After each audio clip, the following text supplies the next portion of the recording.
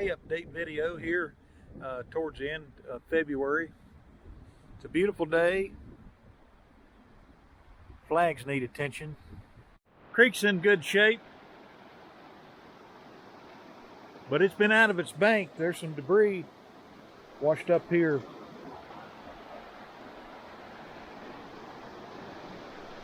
In the shade, it's about, I don't know if you can see that or not, 64.8 degrees.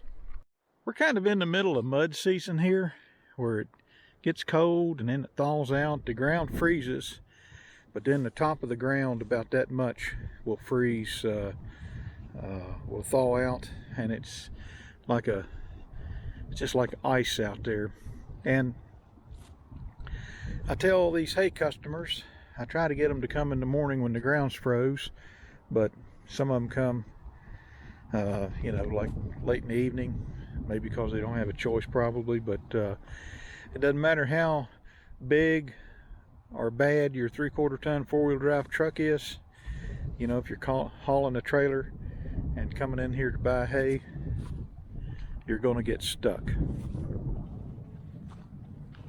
No ruts, just a lot of slickness. What I have to do is I have to take my John Deere and I let them hook the chain to their bumper, and I give them a little tow. Sometimes I just need to pull them over that gradual hump right there, and they can kind of get maneuvered and back in.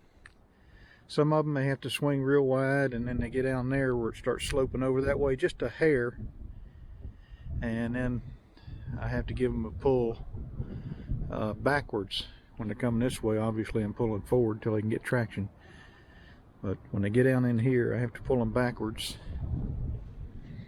and I just drive into the barn with the chain on the back of their trailer, pulling the trailer and the truck backwards.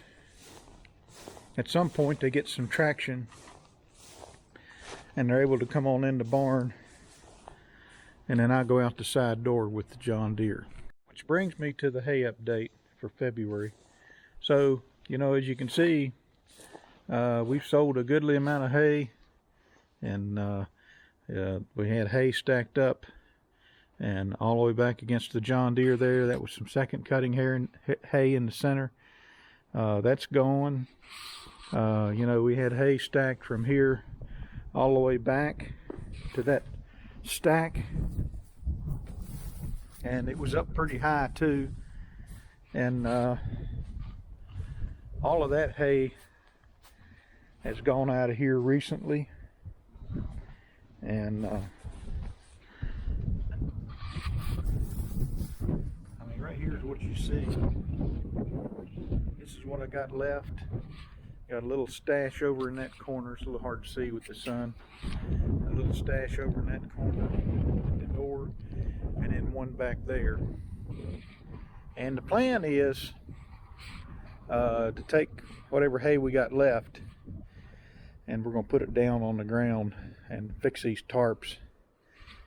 And we're going to try to stack all of our hay on this end of the barn this year, and I'm hopeful we can go all the way up to the bottom of the trusses.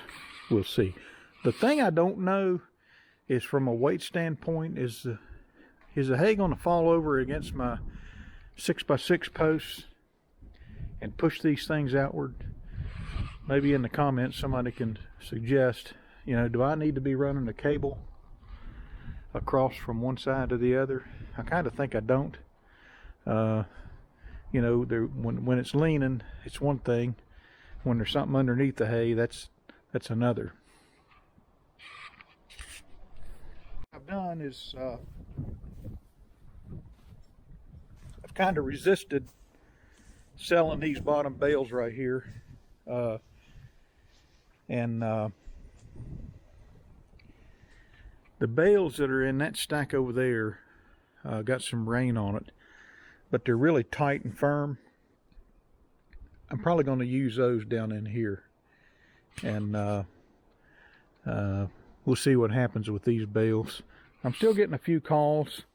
You know, we had some cold weather and snow, and so we sold a goodly amount of hay out of here.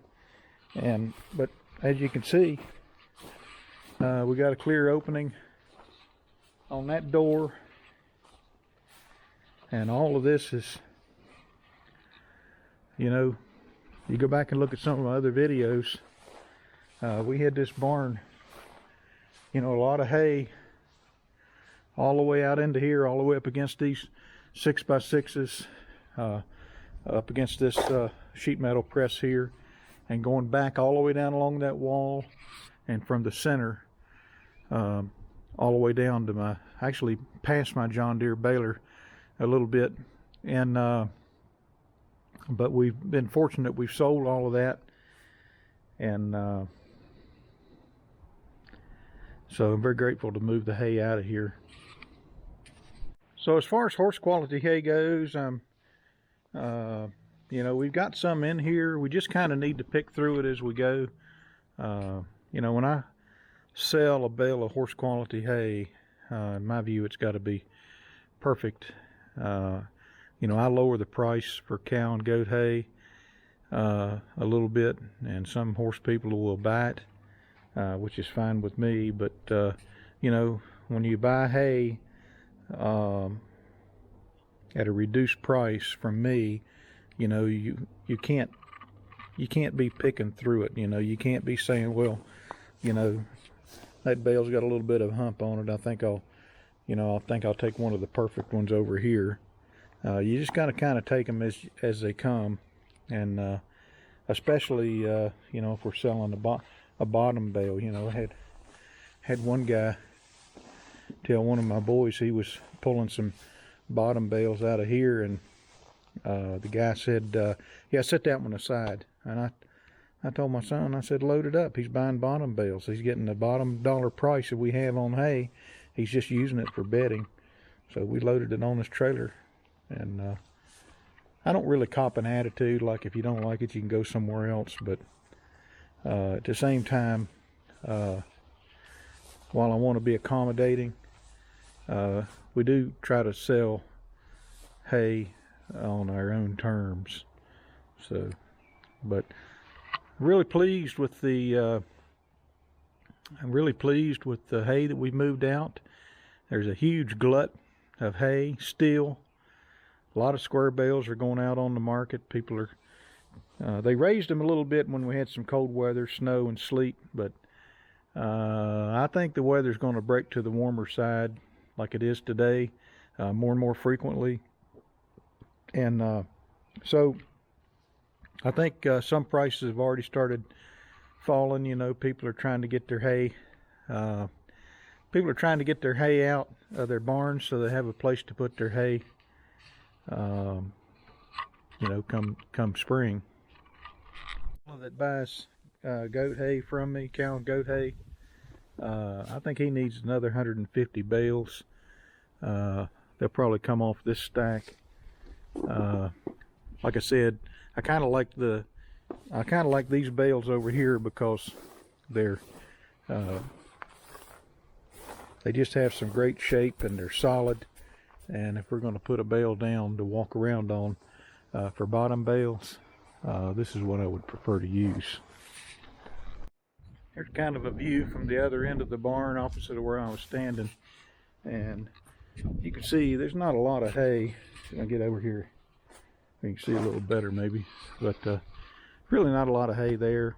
And that's the back side of the stack here. Just a handful of bales right here. And so pretty optimistic about I don't want to say selling out, but we're pretty close now considering the hay glut that we've had. Pretty satisfied with our hay sales. And interestingly, this year probably 90% of my customers, maybe more than that, have been repeat customers. And not just repeat year to year, but there's been a number of them that have come back for second loads. They've run out of hay, or they felt like they were going to get short, so they just came back and loaded up their truck or trailer again. And so if we'd have had a drought and a shortage of hay, this barn would be completely empty. And again, we were able to hold our prices. The only thing we've cut prices on is just, you know, culls out there, and anything here that's not horse quality, we'll certainly cut the price on. You know, this stuff right in here is full of leaves. This is not very good hay. I mean, there's some foxtail. In many ways, this was kind of some gleaner hay. This little, I don't know, there's probably 25 or 30 bales just of that right in here. So that's kind of the hay update. I'm out here in my barn with the John Deere 348, the 5055D over there, and I need to move some equipment in here so I can service it. March will be here in another week, I think, and you know, things are going to start getting pretty busy again. You know, we'll start cutting hay around Memorial Day weekend, I hope.